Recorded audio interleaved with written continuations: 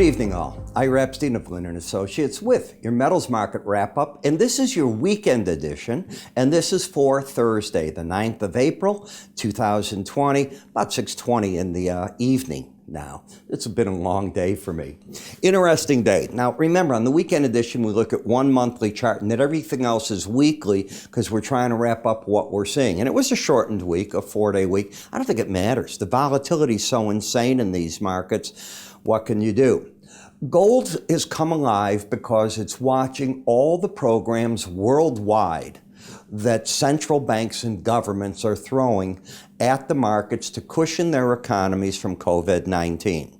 This week, we saw a $2.3 trillion program come out of the Fed today and the U.S. Treasury. They work together on it. Japan just a day ago announced a $1 trillion program. There's others coming, folks. And this isn't the end of them. They're going to keep coming. You're going to say to yourself, who's paying? Where's all this money coming from? And that is an issue we'll deal with later. Right now, you want to keep the economy going so that you can figure out how the money gets paid back and what you're going to do. What everybody wants is number one, end to COVID-19. Number two, I think everybody's hoping to get some inflation, and they haven't been able to get it in any way. And number three, they want their economies to live on. That's very important. Gold realizes it. So you had the dollar down a bit today, gold up sharply, along with the silver market. But copper, Dr. Copper, that talks about the world industrial sector, not doing all that well. Didn't go anywhere. In the gold, let's applaud it for a monthly part so far. And this is only the beginning of April. We have another 3 weeks to go. It is a new high close. It's also, unfortunately, up and over that upper Bollinger Band. You only stay out of that Bollinger Band 5% of the time. So I've got some doubts. Last week you got up, you finished right here. This is the first move over it, so it can afford to get up there, pull back in the market. I can live with that. On the weekly chart, this is a vertical price move. It's that simple. Remember, it's a weekly area chart of closes. You haven't looked back. You just went straight up from $14.80, $4.60. Here we are up, what, $360 an ounce from there. That's a rather dramatic move. When I look at the chart action here, I have an uptrend on the weekly chart. I have a pattern of higher lows, higher highs. Trend up until you take out 1570. When I look at moving averages, now I'm getting excited because this average is confirming that trade low. It's 1573.50. The bias is up, the swing line is up. What's against the market is staying over the upper Bollinger Band. You only do it 5% of the time. And if you go back and you study the charts, you'll get these pops through it. That is very typical. Then it starts pulling back into it, which is what it's supposed to do. Remember, it's an algorithm designed to keep the market trading within the band. So when you get excessive on it, expect to get a pullback, and that's the patience and the skill of what trading is about. Momentum. On the weekly charts, I do not look for overbought, oversold. The market either has upside momentum, downside, or neutral. It's clear that it's upside. Trend up, bias up, maybe a little ahead of itself, but certainly an uptrend here. The gold-silver ratio, churning back down. It has lost 14 points already. Now, what that means is how many ounces do you need of silver to buy an ounce of gold? And at this point, you need 14 less ounces of silver. In real bull markets in the metals, the silver doesn't get left behind. The gold-silver ratio gets closer. At least that's what history has done with it. We'll see if this one can do the same.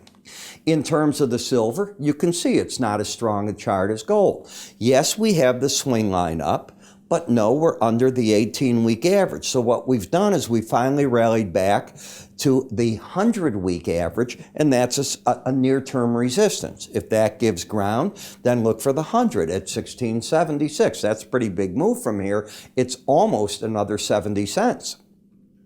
Copper, look at how it's languishing. Does that look bullish to you? It doesn't to me. Lower highs, lower lows, got excessive under the Bollinger Band, and then moved to the sideline there. But even momentum hasn't turned itself up. Platinum, not looking that good here. Lower highs, lower lows? No. Lower highs and higher lows. Do you see that? So now you got a market that's gone into a pause phase. It resumes the downtrend if you take out 708.90 and you put into play the potential for getting to the lower Bollinger Band again.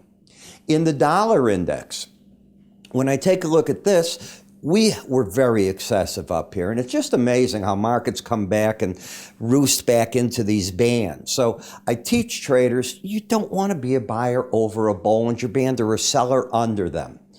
If the market runs, say la vie, for the 1, 2, 3 times it does it, you're going to get hurt 90 some odd times. Wait to get back in that and make your decision.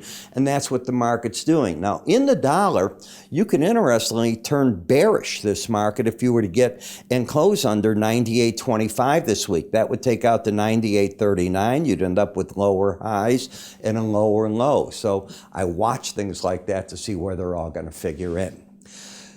I talk a lot in the mornings about buy here, sell there. I don't do that in these tapes. I'll tell you what I think the pros are doing, but where I do it all is in my morning subscriber video. Now, if you're a Spider ETF trader, I do it in the Spider ETF for you in the afternoon. I typically record that about 4:30 in the afternoon because the spiders aren't going to open until 8:30 in the morning the next morning. I can knock that out. But I like to record this first thing in the morning because futures really start picking up in their volume and everything as traders wake up, and by 7:30 in the morning Central Time, they're rocking.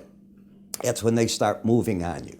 So what I do is I'm up at about 4:30. I'm reading.